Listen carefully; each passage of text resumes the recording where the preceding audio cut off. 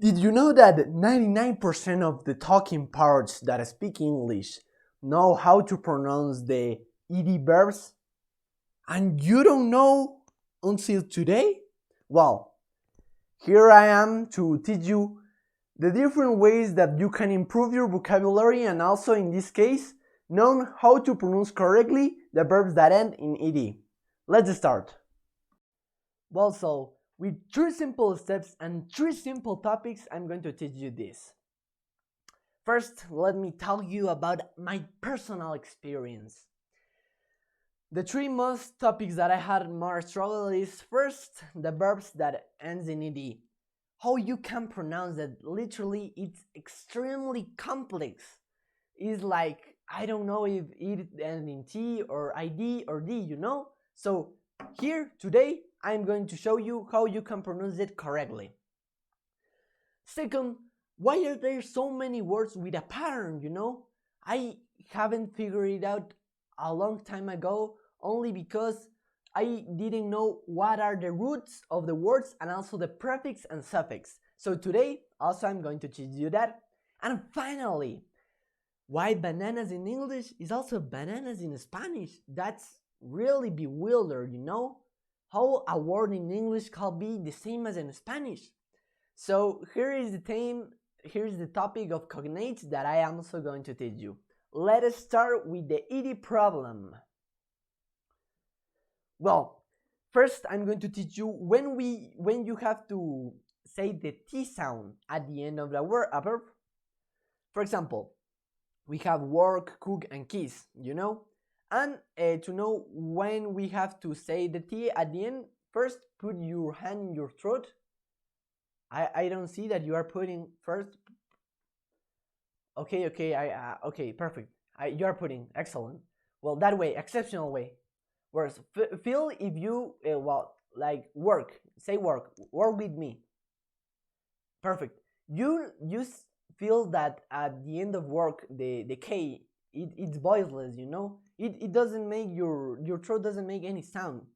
Well, this voiceless sound is, we have to identify it to see what word we have to, in which case we have to use. In this case, if it is voiceless, we have to put at the end the T sound. And we have the examples: worked, cooked, kissed. Because also these letters, that we have here, H, F, K, P, S, and Sh, are examples of verbs that are voiceless, you know? And at the end we have, like here, K, K, and S, you know?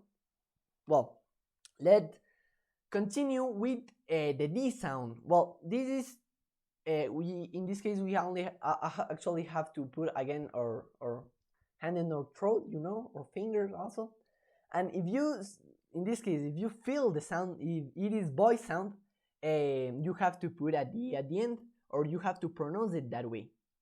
For example, we have other words like letters like L, M, N, and G, R, S, and Z, TH, and Y.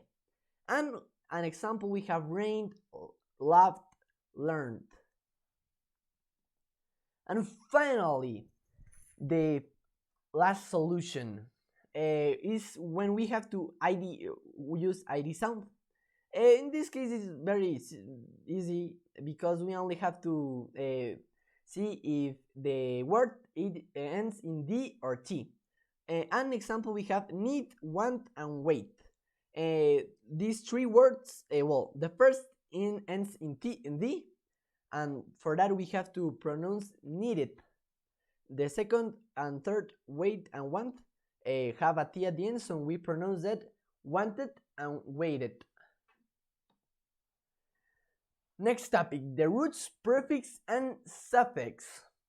Well, a personal tip that I could give you is that if you really know how to use this kind of superb expressions of the roots, prefix, and suffix, you will increase your vocabulary in a superb way, you know, in an understanding way. You are going to be really good at English because you are going to figure out how to make or create new words. So first, I'm going to say what is a root. You know, well, a root is a word that could be complete or no, that is based in the origin of a word. For example, there are roots that could have an Greek origin or a Latin origin, and also these words could have a prefix and suffix. For example, we have wrap, rewrap. Another example is imagine, imaginable, unimaginable, imaginably. These kind of words that could be like the root is only imaginable, you know? All the other words are added with suffix or prefix. And finally, we have take. Take, another word we have mistake, you know? Well, second, we have what are prefix, you know?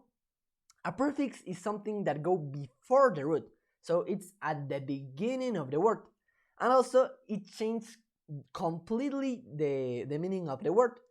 For example, as the with the root imagine, you know, in unimaginable, unimaginable.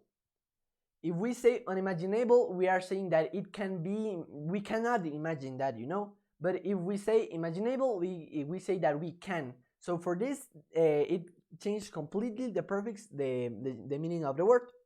And finally, we have suffix. Suffix is something that go at the end of the word, and this kind of expression only add more specification about the words. It doesn't change the meaning.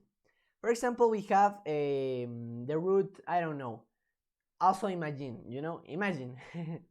Imaginably, we are changing the word to an adverb that also add more information to the verb that we are currently using. And for teaching this, I have this beautiful and extraordinary tree of root word.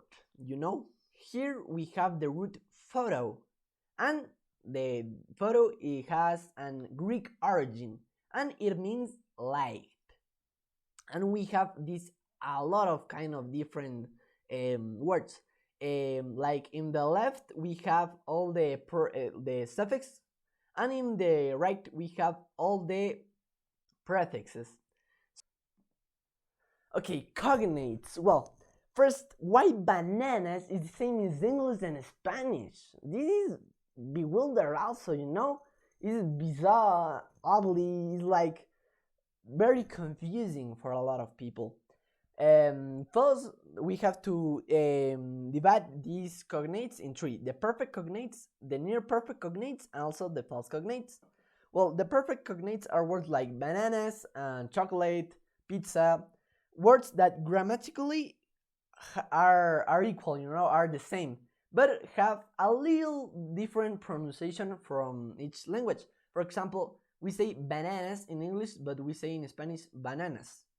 And for example, we say chocolate in English, and in Spanish we say chocolate.